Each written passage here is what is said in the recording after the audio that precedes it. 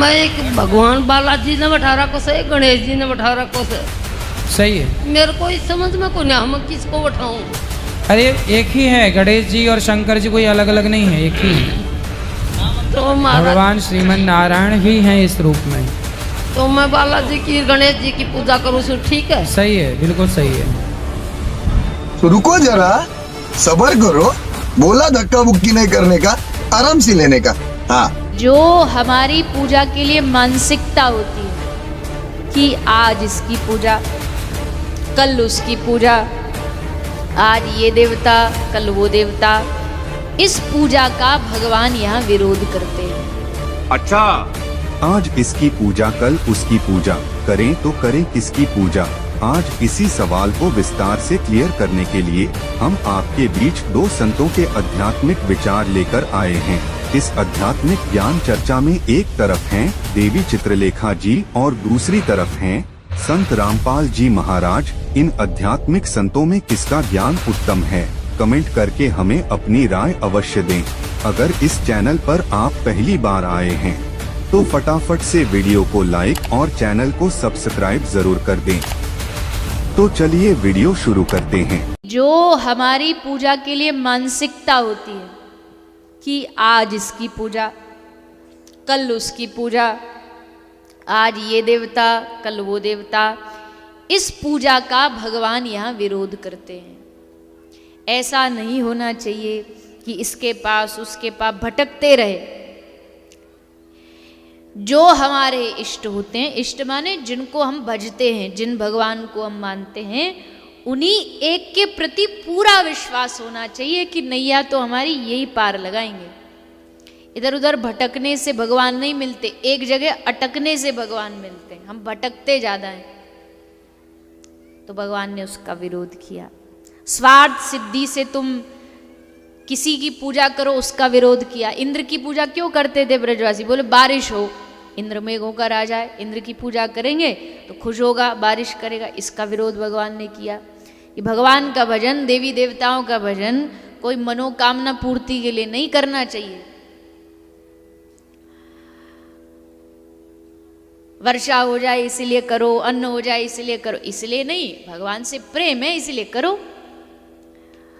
और आजकल तो सब ऐसा भेड़ चाल चल गई कि एक आदमी किसी नए नवनिर्मित देवी देवता या किसी संत परंपरा में एक आदमी जाए तो लाखों उसके पीछे हो जाते हैं। ऐसा नहीं होना चाहिए, सोच समझ के चलना चाहिए, अंधविश्वास से बचना चाहिए। अंधविश्वास से हमारा खुद का जीवन भी नष्ट होता, हमारा धर्म नष्ट होता है, हमारी परंपराएं नष्ट होती है। दोस्तों, अभी आपने सुने देवी चित्रलेखा जी के आध्यात्मिक विचार। आइए अब सुनते हैं संत रामपाल जी महाराज के आध्यात्मिक विचार। पवित्र पुराण ने हमारा बहुत सा काम हल्का कर दिया इस दास का। एक तो ये सिद्ध कर दिया कि ब्रह्मा और विष्णु और शिव और रुद्र, महेश्वर जिसको कहते हैं, ये भगवान नहीं है, ये ईश नहीं है। इसलिए दास कहता है कि तीन मुख्य रूप में दास के प्रवचनों में ये ब्रह्म समझो।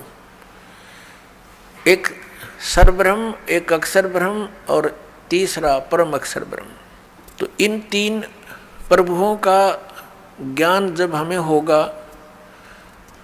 तो हम पूरे दातुम ज्ञान को आसानी से समझ सकेंगे।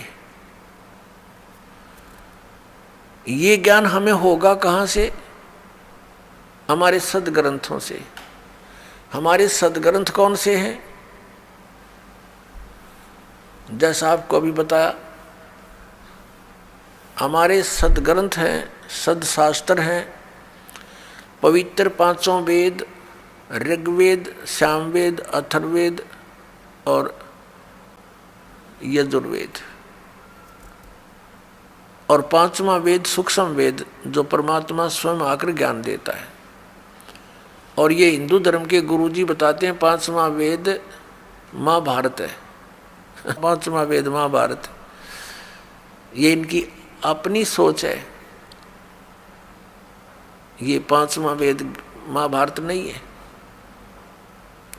वैसे तो कितने वेद बना लो, ज्ञान अपनी मर्जी से, जैसे बोध माने ज्ञान ही होता है, 18 बोध 18 ज्ञान ये पुराण है। 18 बोध अलग हैं और उनमें से एक बोध पुराण है, और पुराणा के फिर 18 विभाग हो गए। इस प्रकार हमने इस तत्व ज्ञान को समझना है। प्रसंग आज चला है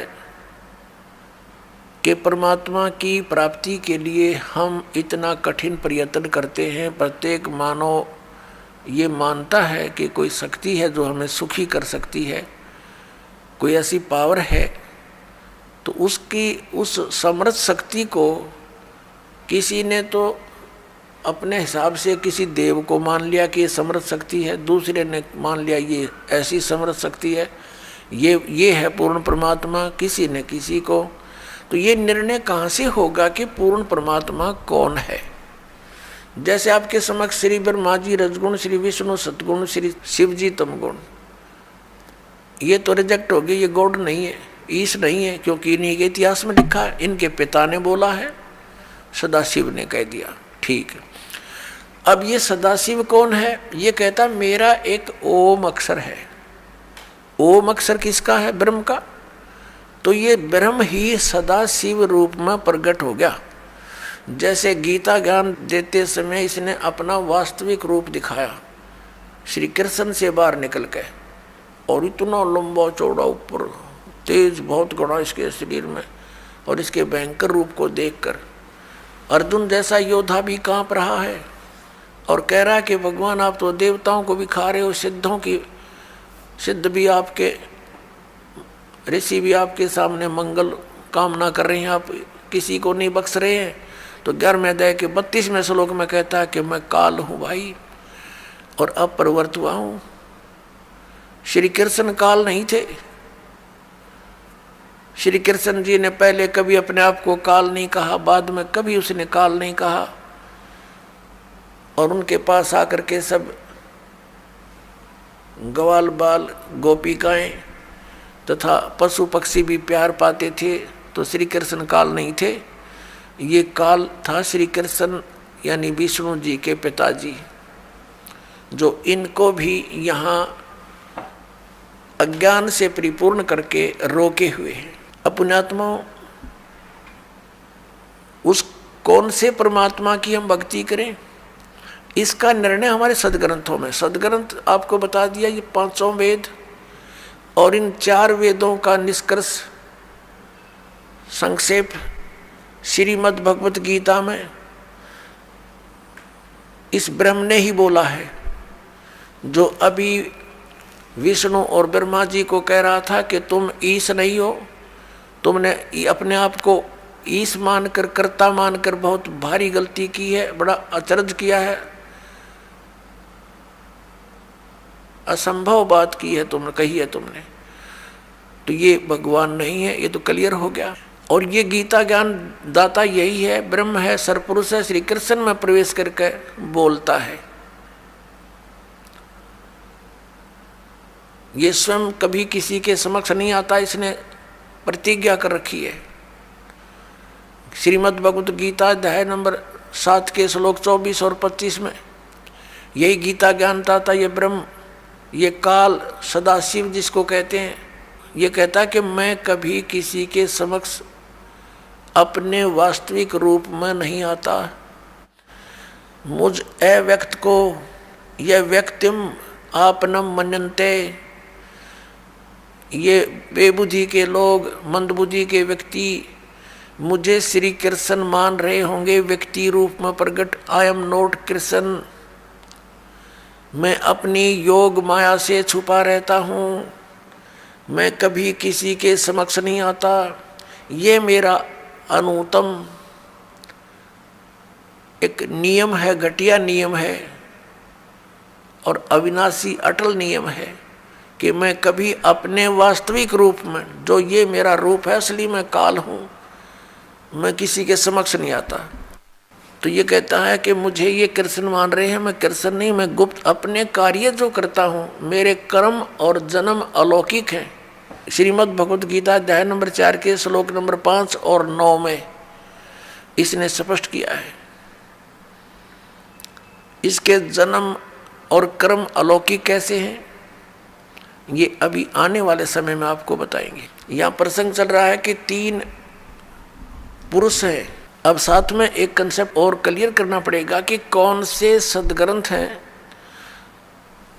जिनको हम प्रमाणिक माने। जैसे उपनिषद हैं, कोई कठो उपनिषद है, कोई मांडुक्य उपनिषद है। ये मांडुक्य नाम का एक ऋषि था, उसने जैसा वेदों को समझा और जो अपना भक्ति विधि अपनाई और उससे जो उसको अनुभव हुआ, उसने अपना अनुभव लिख दिया। वो उस मांडुक्य ऋषि का अपना अनुभव है।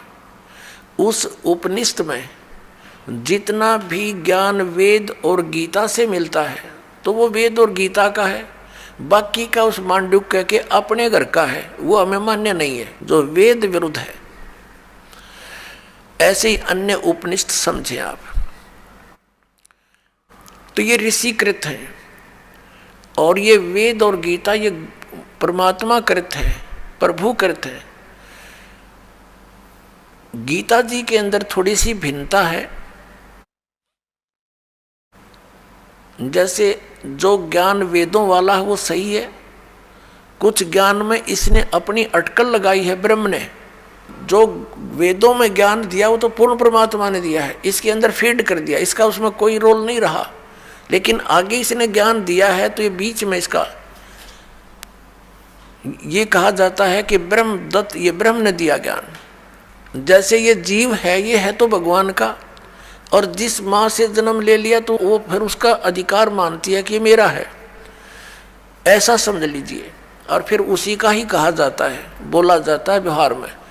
तो ऐसे ही चारों वेद पूर्ण परमात्मा ने दिए थे, इसके अंदर फीड कर दिए थे अंतःकरण में ब्रह्म के, सरपुरुष के। इस सरपुरुष ने, ब्रह्म ने अपने श्वासों के द्वारा इसको बाहर निकाला, अपने आप निकल के समय आने पर समुद्र के अंदर। फिर इसने बाद में चारों को छुपा दिया था, जो बाद में सागर मंथन करने पर ब्रह्मा जी को प्राप्त हुए।